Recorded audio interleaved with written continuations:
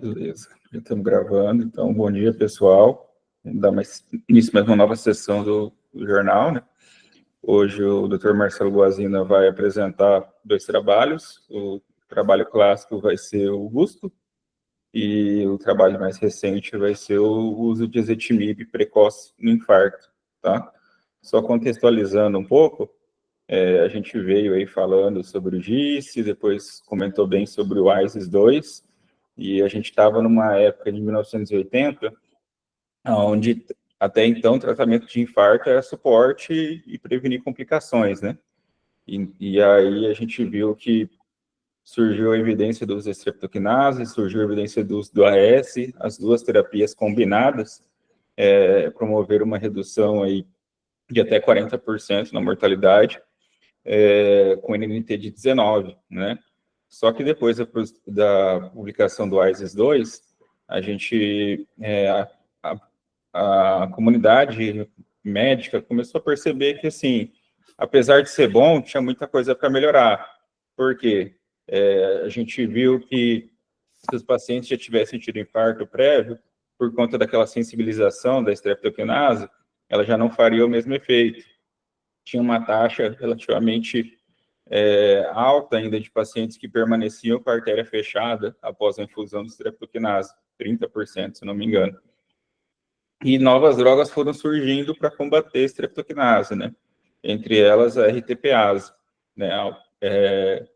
E aí, nesse período, entre o Gusto e o ISIS-2 e o Gusto, né, que o trabalho vai ser apresentado hoje, alguns pequenos trabalhos começaram a ser publicados, comparando essas duas terapias. A gente teve, inclusive, o ISIS-3, que comparou a streptokinase com a RTPA, e não houve diferença estatística, mas ela fez um protocolo de infusão diferente. Nesse ISIS-3, a RTPA ela foi infundida em 3 horas, e não do jeito convencional que a gente infunde até hoje, que vai ser, o Marcelo vai apresentar aí no Gusto 1.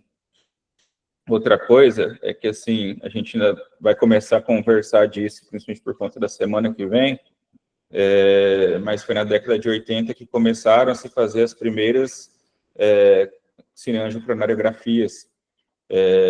Inicialmente foi uma população mais de paciente DAC, mas no final da década de 80 começaram a testar, fazer angiografia em paciente com síndrome aguda, entendeu? E a gente já vai ter pequenas populações nesses trabalhos, aonde foi avaliada a patência desse vaso pós-trombólise. E nesses pequenos trabalhos, inclusive após uma subanálise do Gusto, eles mostraram que talvez a RTPA pudesse manter essa patência do vaso maior do que a streptokinase, né? Então, aí veio o Gusto. Vou convidar o Dr. Marcelo Guazina para fazer a apresentação. Bom dia, pessoal. Então, meu nome é Marcelo Guazina, eu sou R4 de Cardiologia do Hospital Geral. Eu vou dar sequência no nosso Jornal Clube aqui, falando desses 2 trabalhos que o Dr. Janine já comentou. Então, o primeiro deles foi lançado no The New England, na década de 90, né, em 93. Aí foi um estudo em que a gente tem avaliação global da utilização da streptokinase e do ativador de plasminogênio tecidual, né, nas artérias ocluídas, as coronarianas ocluídas. Então, ele foi um estudo internacional, foi randomizado, ele comparou 4 estratégias trombolíticas dos pacientes que tiveram infarto agudo do miocárdio. Então, ele teve como objetivo avaliar se o TPA acelerado, que a gente vai discutir mais para frente como associado à heparina intravenosa, reduzia a mortalidade em 30 dias, em comparação com o uso da streptokinase, seja ela isolada ou combinada com heparina subcutânea e intravenosa. E aí os métodos utilizados, antes de iniciar esse estudo, o FDA pediu para que pegasse pelo menos um estudo piloto com 100 pacientes, para avaliar se o sangramento seria muito importante com o uso da streptokinase associado com ativador de plasminogênio e heparina. Que foi visto que o sangramento não foi tão significativo, e aí pôde, então, se estabelecer o estudo. Então, foi um estudo muito grande, multicêntrico, internacional, randomizado. Foi iniciado em dezembro de 90 e terminou em fevereiro de 93. Participaram 1.081 hospitais em 15 países da América do Norte, alguns países da Europa, Israel, Austrália e Nova Zelândia, com N de 41.021 pacientes, e os pacientes que foram incluídos foram aqueles com dor torácica, que tiveram dor com menos de 6 horas associadas a alterações eletrocardiográficas relacionadas ao infarto com supra. Os pacientes que foram excluídos foram os que tiveram um AVC ou sangramento prévio, ou já foram tratados com trombolítico, tiveram algum trauma recente, alguma cirurgia grande, ou alguma cirurgia vascular, em que o vaso não era possível de comprimir.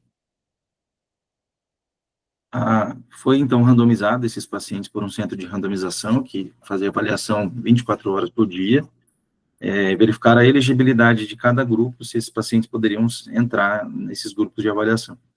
Então, esses 4 grupos foram, primeiro, o uso de streptokinase associada à heparina subcutânea, o 2, streptokinase associada à heparina endovenosa, e o 3, associado ao TPA acelerado com a heparina endovenosa, e o 4, as 2 estratégias trombolíticas associadas à heparina endovenosa.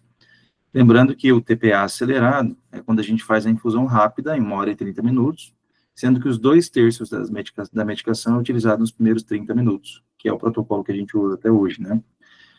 Os pacientes que usaram heparina subcutânea tinha que ser usada até 7 dias, ou alta hospitalar.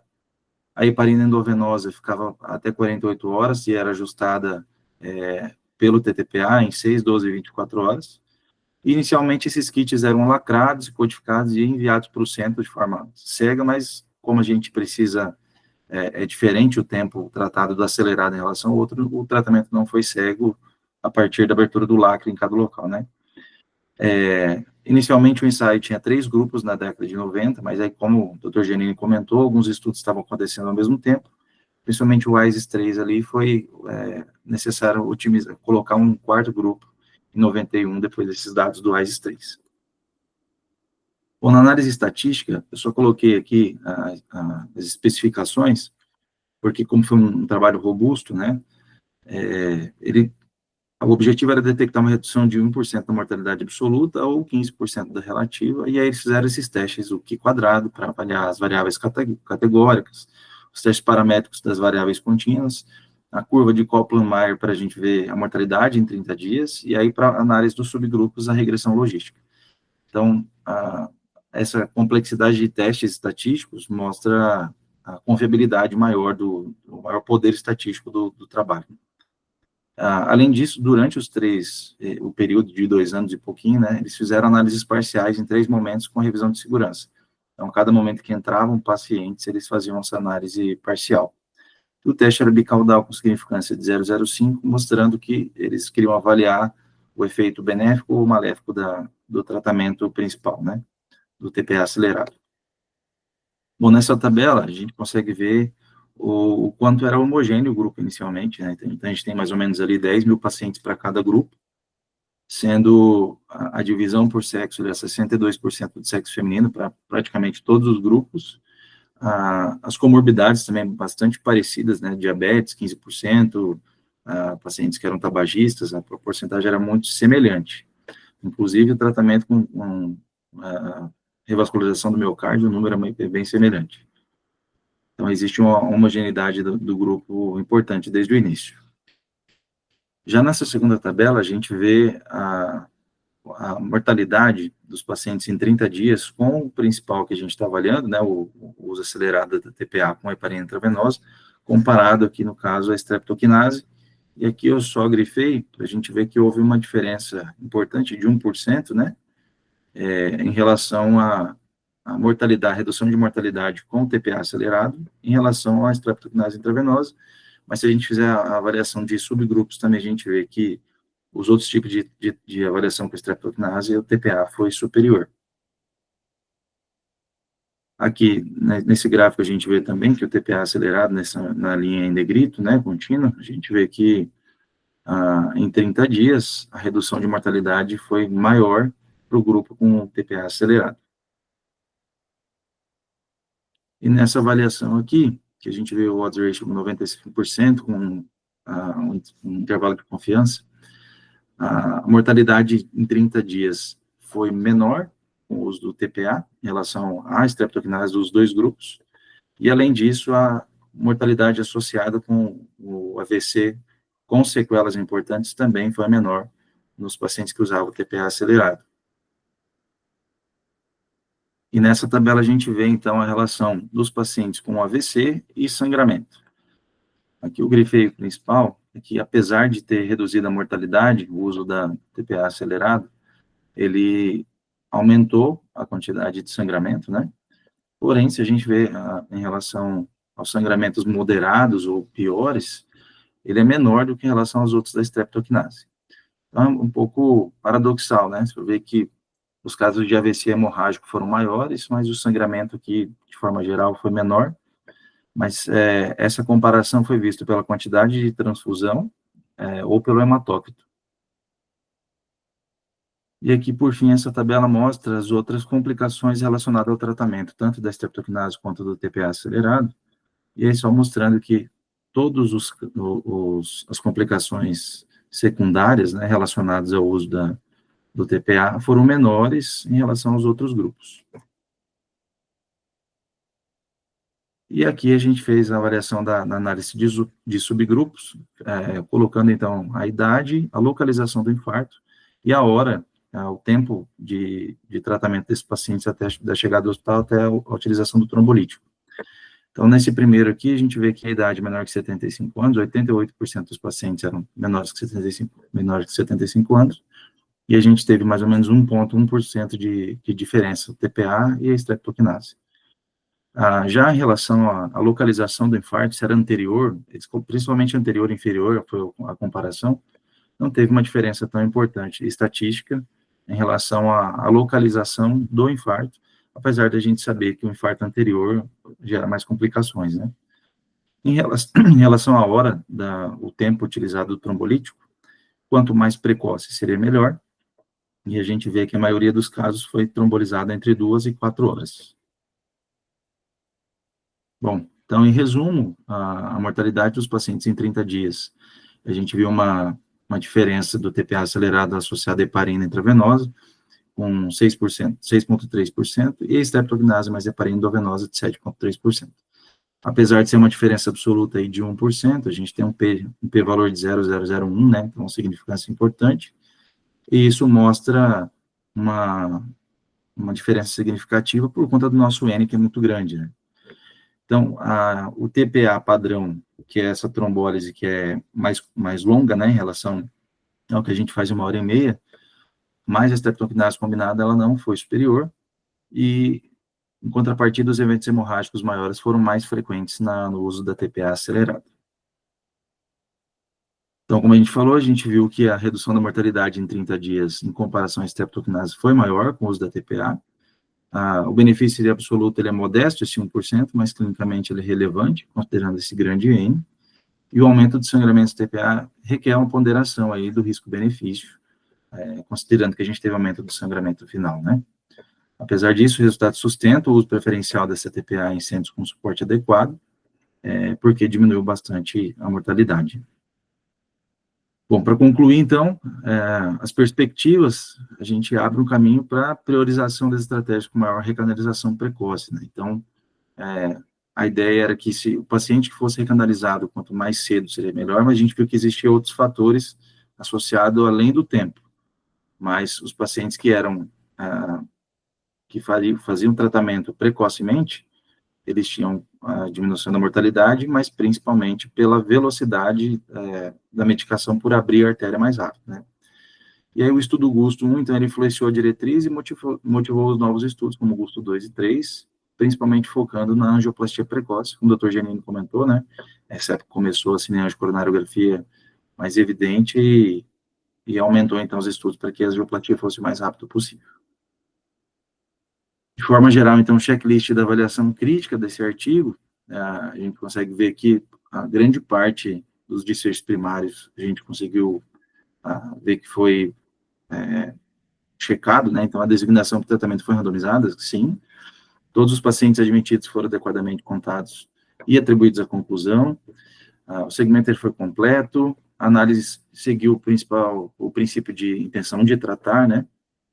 E o desfecho secundário, em relação ao estudo não foi cego, completamente cego, não foi duplo cego, isso atrapalha um pouco o desfecho secundário, e os grupos comparados eram similares desde o início do estudo. Além da intervenção experimental, os grupos foram tratados igualmente, e a gente consegue aplicar na prática clínica, né, o estudo. Então, os resultados podem ser aplicados aos pacientes, todos os objetivos clinicamente relevantes foram considerados, e os benefícios do tratamento superaram os riscos e os custos. Parabéns aí pela apresentação desse artigo, Marcelo. Só aproveitando para fechar, então a gente tem um trabalho com N bem robusto, né? Eu até tinha conversado um pouco com o Marcelo, uma coisa que eu estranhei quando você lê lá o artigo, é que ele usa um poder um pouco maior para gerar um alfa. O alfa está até certo, mas ele programa um N de 0,1 ao invés de 0,5. E aí, quando você vai avaliar para análise estatística, na verdade, foi uma jogada meio que de análise bayesiana deles, porque se fossem fazer o padrão que a gente está habituado, eles tinham que recrutar mais de 80 mil pacientes. Mas, mesmo com essa estratégia, recrutando 40 mil pacientes, a gente tem uma quantidade grande de pacientes, e no final, o N que você encontrou foi muito robusto, né? Se fosse um N de 0,05, 0,1, a gente ficaria mais receoso quanto o resultado desse trabalho. Você vê que foi um N bem expressivo, e uma coisa que vocês vão começar a perceber, assim, quando começar a ler esses artigos, é que quanto mais vai passando a linha do tempo, é muito mais difícil você acrescentar uma redução de mortalidade quando já tem várias terapias já reduzindo mortalidade.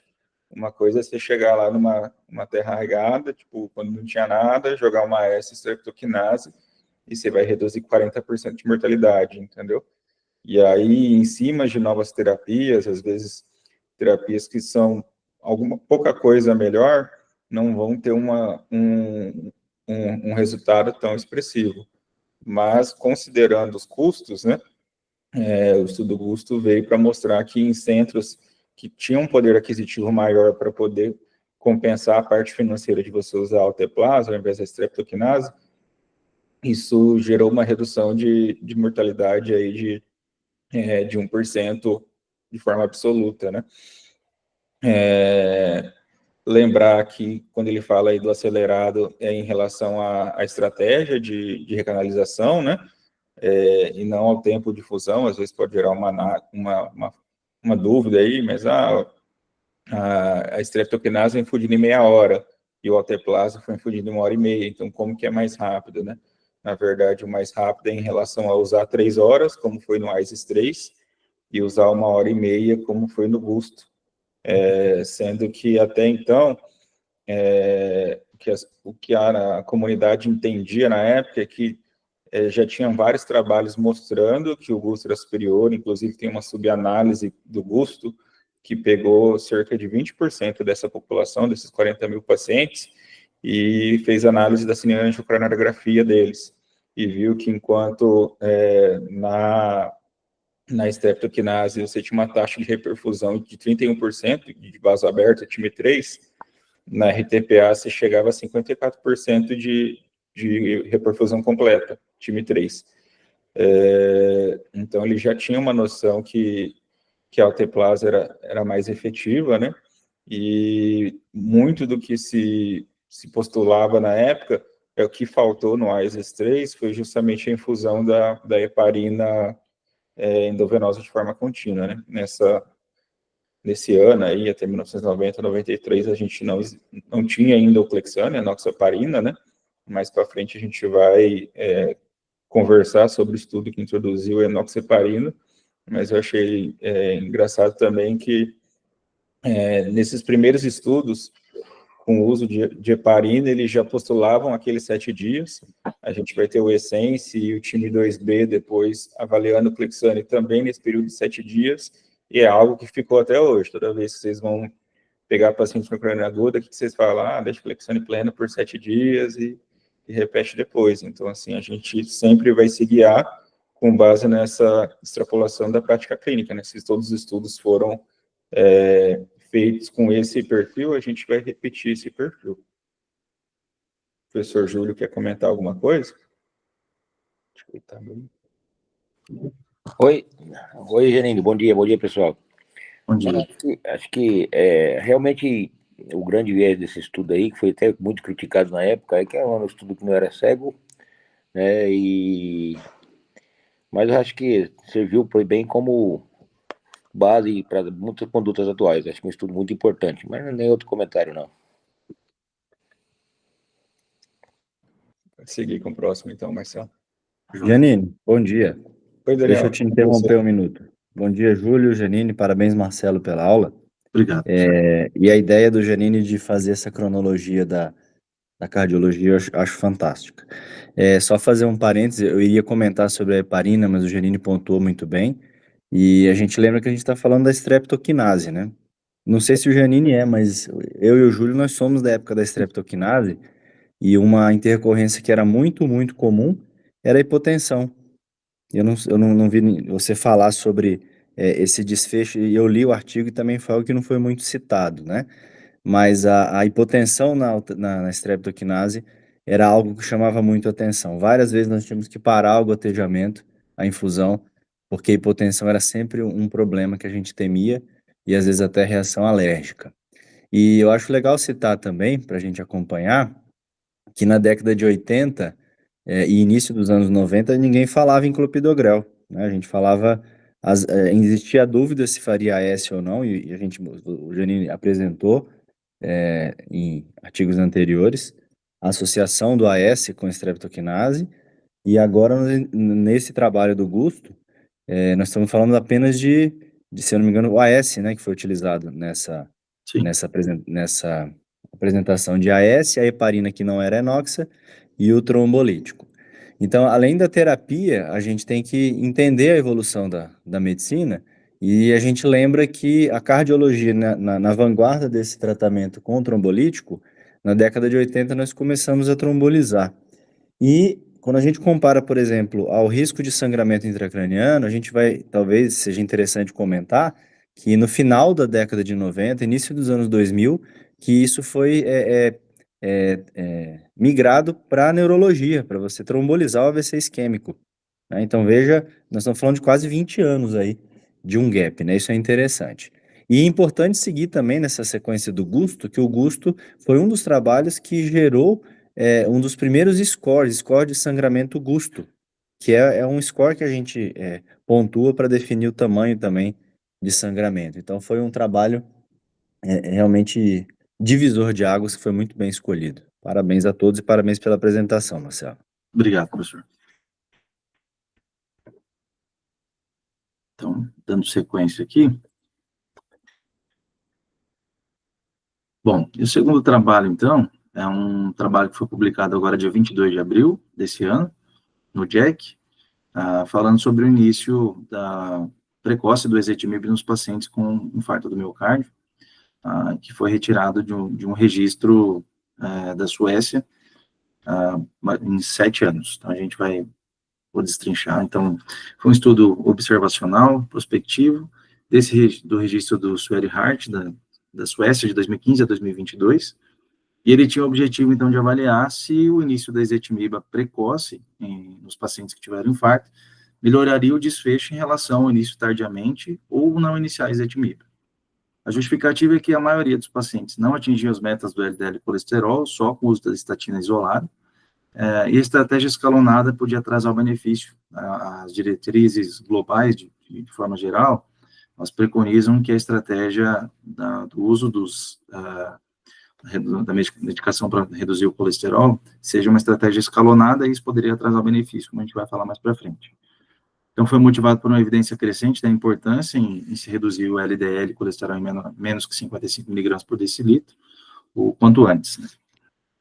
Então, de metodologia, foi utilizado a avaliação dos prontuários de população de 35.826 pacientes que tiveram infarto entre 18 e 80 anos e que foram tratados com estatina de alta potência na alta hospitalar. Então, foram separados 3 grupos, que foram comparados. Primeiro, com o uso de ezetimibe precoce, que seria menor ou igual a 12 semanas pós-alta. O segundo grupo com ezetimiba tardia, de 13 semanas a 16 meses. E o terceiro grupo sem uso da ezetimiba. O desfecho, o endpoint primário, então, na verdade, era a avaliação do MACE, seria morte cardiovascular, reinfarto e AVC. E a análise foi com emulação de ensaio clínico, que é esse método que eu até fui pesquisar mais um pouquinho da parte estatística, que é esse método Clone Sensor Weight, porque esse tipo de estudo de avaliação prospectiva aí, ele pode ter muitos vieses, né? Então, esse tipo de análise estatística consegue reduzir de forma significativa os vieses para a gente ter uma significância importante do trabalho. Então, essa tabela mostra as características dos pacientes, né? Então, na primeira parte azul aqui a gente vê as características de admissão do paciente, seja idade, sexo, as comorbidades, né? E a gente vê já inicialmente que os pacientes com uso de ezetimiba precoce e o uso de ezetimiba tardio, né, de 13 semanas a 16 meses, foi bem menor o número de pacientes em relação aos que não usavam ezetimiba, porque esse estudo eles foram percebendo, conforme o passar do tempo, que a associação era benéfica, então teve isso de associar mais para o final. Por isso que o número de pacientes sem ezetimiba desde o começo era menor. Além disso, eles fizeram avaliação aqui laboratorial, né, principalmente do LDL, a gente vê o LDL de 3,3 em média aqui, milimols por litro, que significa um pouco mais de 130 miligramas por decilitro, porque 1,4 é equivalente a 55, mais ou menos, né? E as características intra-hospitalares, os pacientes que tiveram infarto com supra, a gente vê que infarto com supra foi cerca de quase 50%, 46%, e aí eles fizeram avaliação também de pacientes com insuficiência cardíaca, fração de ejeção reduzida, avaliação da coronariografia, se era DAC multiarterial, e além disso, a avaliação dos pacientes, os medicamentos que eram utilizados na alta do paciente, né? Seja com as estatinas de alta intensidade, ezetimibe e o inibidor de PCSK9, por exemplo. Já nesse gráfico, a gente consegue ver que nos 3 anos da avaliação, houve uma redução importante aqui de 38,4%, com o uso do ezetimibe precoce, né, em relação ao tardio, de 28,8%, e os pacientes que não usaram ezetimibe, de 25,3%. Isso aqui em relação à redução do colesterol LDL, né. Já nessa aqui, a gente consegue ver o gráfico também, parecido com aquele anterior, né, que mostra a utilização do ezetimibe precoce, com uma redução aqui já no primeiro ano, de quase 60%, em relação aos que usaram o ezetimibe de forma precoce e os que não utilizaram o ezetimibe. Então, a gente vê uma diferença significativa. Aqui a proporção dos pacientes em relação ao MACE, né? A gente vê que com o uso precoce de ezetimibe também, a redução do MACE, a curva se abre, né, em relação ao uso precoce e o que não utilizou ezetimibe. E nessas 4 aqui a gente consegue avaliar também a proporção de morte relacionada às doenças cardiovasculares ou morte por todas as causas, infarto do miocárdio e AVC, né? Então, MACE, basicamente, aqui a gente vê que a curva verde aqui é menor com o uso da ezetimiba precoce. Então, de forma geral, os resultados que nós tivemos é que a incidência de MACE por 100 pacientes anos, de forma resumida ali, os pacientes que tiveram uso precoce foi de 1,79, de tardio de 2,58 e nenhuma de 4,03. E o alvo de se atingir o LDL menor que 55, que é o que a gente preconiza o paciente de alto risco cardiovascular, muito alto risco cardiovascular. Precoce é aproximadamente 55%, tardio de aproximadamente 38% e nenhuma de 25%. Bom, com isso, então, a gente vê que o início precoce da associação da ezetimibe é a menor incidência do MACE em morte cardiovascular, é verdadeira, né?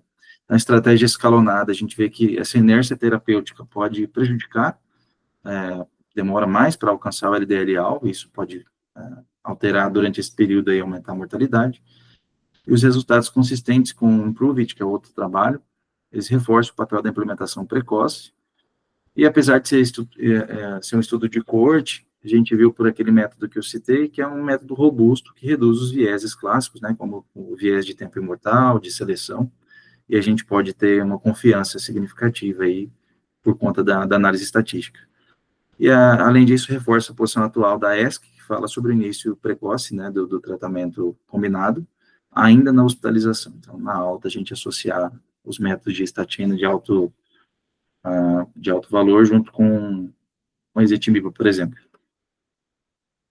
Bom, então, como conclusão, o início precoce da ezetimibe melhora o controle da LDL e reduz os eventos cardiovasculares, e a estratégia escalonada parece ser ineficaz e prejudicial para a maioria dos pacientes. E as diretrizes devem migrar, então, para a terapia combinada padrão na alta hospitalar do infarto, então, isso pensando como perspectiva, né? E pode reduzir o tempo até a elegibilidade para inibidor do PCSK9 em casos refratários, e a redução precoce sustentada da carga de colesterol heterogênico é uma nova meta clínica. Então, só fazendo também o checklist desse artigo científico, o desfecho primário. A designação para o tratamento não foi randomizada, né? A gente foi um estudo de avaliação de dados que já tinha na Suécia. Todos os pacientes admitidos foram adequadamente contados e atribuídos à conclusão. O segmento ele foi completo e a análise não seguiu o princípio de intenção de tratar, né? Porque foi uma avaliação desses dados que já eram computados ali. E desfecho secundário, o estudo não foi cego. Os grupos comparados não eram similares, até por aquilo que eu comentei, né? Conforme foi passando o tempo, eles foram percebendo e acabaram associando a ezetimibe de forma precoce. Além da intervenção experimental, os grupos não foram tratados de forma igual, né? Os resultados podem ser aplicados aos pacientes, de forma geral, na prática clínica. Todos os objetivos foram relevantes, foram considerados, e a gente consegue aplicar o estudo no nosso dia a dia, né? E o tratamento supera o risco e os custos. Beleza, Marcelo. Parabéns pela apresentação também. Cara, eu trouxe mais esse trabalho para a gente discutir, mais um pouco sobre a inércia terapêutica mesmo. É lógico que é um trabalho retrospectivo, e aí a ênfase que eu queria dar para vocês é que, assim, a gente já teve o Improve-It mostrando que a gente vai falar, quando for falar em DAC, que o ezetimibe reduziu mais o LDL quando comparado à simvastatina isolada, né? E a gente já tem trabalhos com PCSK9, a gente vai falar mais para frente também, mas mostrando que, basicamente, o LDL, quanto menor, é melhor em redução de desfecho. Então, para um trabalho como esse, seria considerado antiético você dar uma terapêutica que reduz LDL mais precocemente e não dar para uma outra população. Por isso, a necessidade de ser um estudo com base retrospectiva, né, de banco de dados. E aí eu acho interessante uma frase que o Valentin Fuster, que é editor do Jack, fala, que ele basicamente traduzindo seria, ciência nos diz o que podemos fazer, os trabalhos clínicos randomizados nos diz o que devemos fazer, e as análises retrospectivas dos bancos de dados nos dizem o que a gente está fazendo, né? E aí vocês veem que mesmo num país onde o sistema de saúde funciona bem, é bem conhecido, da Suécia, você teve uma meta de atingir LDL abaixo de 55 em 55% dos pacientes, né, Marcelo? Isso. Então, ainda é algo que pode melhorar. Apesar de vocês, não sei se o Marcelo chegou a citar, mas acho que no corpo do texto, ele coloca que acho que 98% dos pacientes já usavam estatina de alta potência. Então, a gente volta naquele mesmo martelinho lá da aula passada da análise de isquemia, né, onde a gente já tem uma alta adesão da estatina de alta potência, e ainda que você não tenha uma redução significativa, do jeito que a gente espera, abaixo de 55, você já tem aqueles efeitos pleiotrópicos da estatina, né? Mas é uma droga que é facilmente acessível, que a gente usa com bastante frequência na nossa prática aqui de consultório,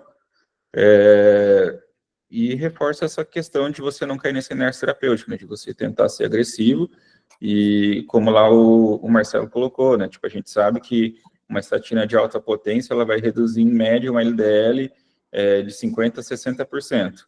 Então, assim, naqueles grupos que ele colocou, era, se não me engano, 130, 140 e 160. Então, você vai pegar uma pessoa com 160, ela provavelmente não vai bater a meta do seu LDL só com uma estatina de alta potência. E você associar ezetimibe, a gente já tem dados do Improve-It, que você vai ter uma redução adicional de mais 20%, né? Então, a gente já tem trabalhos desde 2018 do próprio registro da Sweetheart mostrando que é seguro você usar a estatina mesmo na fase aguda, pós-infarto. Então, acho que isso impacta no sentido de você realmente ser mais agressivo para tentar chegar na meta. Doutor Júlio, doutor Daniel, se quiserem comentar alguma coisa. O Júlio é mais velho, deixa ele falar. Não, pode falar aí, você que é. Você que dá Tô brincando, hemodinâmica. Júlio. Janine e Marcelo, parabéns pela apresentação. Eu acho que foi uma escolha muito, muito importante você falar de inércia terapêutica, e esse é um ótimo exemplo. Eu acho que alguns dados básicos a gente precisa lembrar. Primeiro, o que é a estatina de alta potência, né? Nós estamos falando de atorvastatina e rosuvastatina. Não é a simvastatina, não é a pravastatina, enfim. Eu acho que a pitavastatina também não entra como alta potência, não é isso? É só a Não, rosuva e a torva, né? isso. A Eu simvastatina tenho... de Oi? 40, eu acho que é equivalente à Rosuva de 20, né? Desculpa, não cortou. A simvastatina de 40, acho que tem equivalência à Rosuva de 20, né? Mas eu acho que ela não é classificada como estatina de alta potência. Eu acho que isso aí vale a pena ter a revisão. É só a Se eu não me engano, é só rosuva e atorvastatina. Rosuva, se eu não me engano, a pita e a fluvastatina é de média, E a e a simva e a simva é de pravastatina é de baixa. baixa. Mas se você associar a simva com o ezetimibe, eu acho que estaria mesmo efeito da torva. Perfeito. E lembrar que 40 de Simva tem alguns efeitos colaterais e até contraindicações que têm que ser lembrados. Então, acho que esse conceito básico é importante, né? O paciente teve uma síndrome coronariana aguda, ele tem que ir de alta, idealmente com rosuva e com a torva. E o que eu vejo na minha prática clínica de hospital privado é que a maioria recebe alta com rosuva 20 ou rosuva 20 com ezetimiba de 10.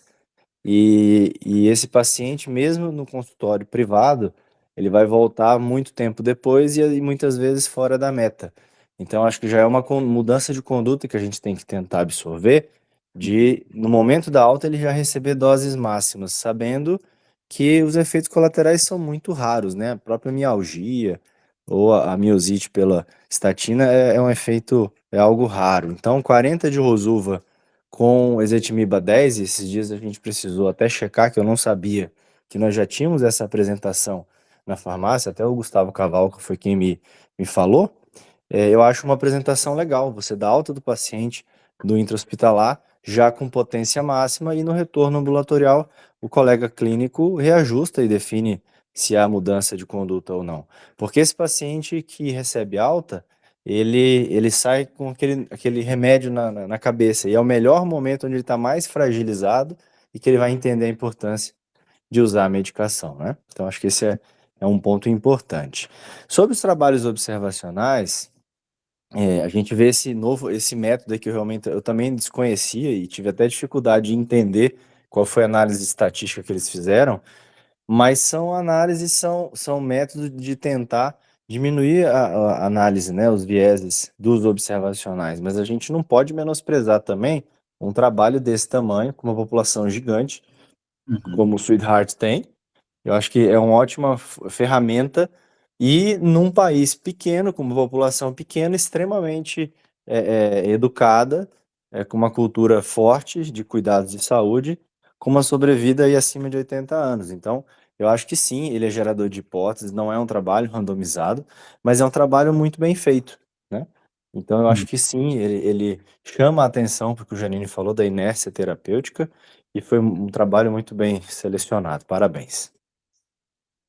Coisa que eu esqueci de comentar do trabalho também, é que ali eles têm no programa deles de reabilitação pós-infarto, retornos precoces, se não me engano, com 1 mês e com 13 semanas.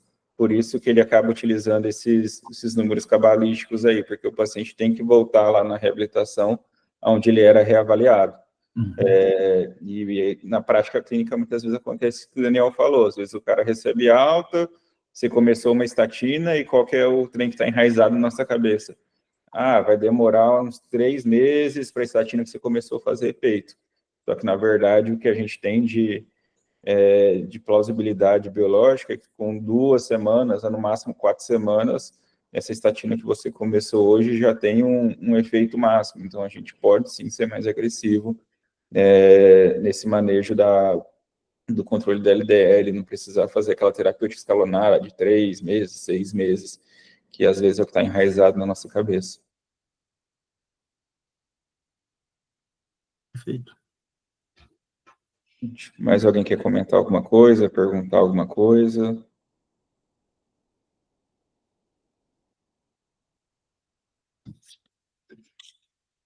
Então é isso, gente. Obrigado aí pela participação de todos. Na semana que vem a gente volta com o Dr. Matheus Bucair, que vai falar sobre o PAMI e o Walkshock 2 Trial, tá bom?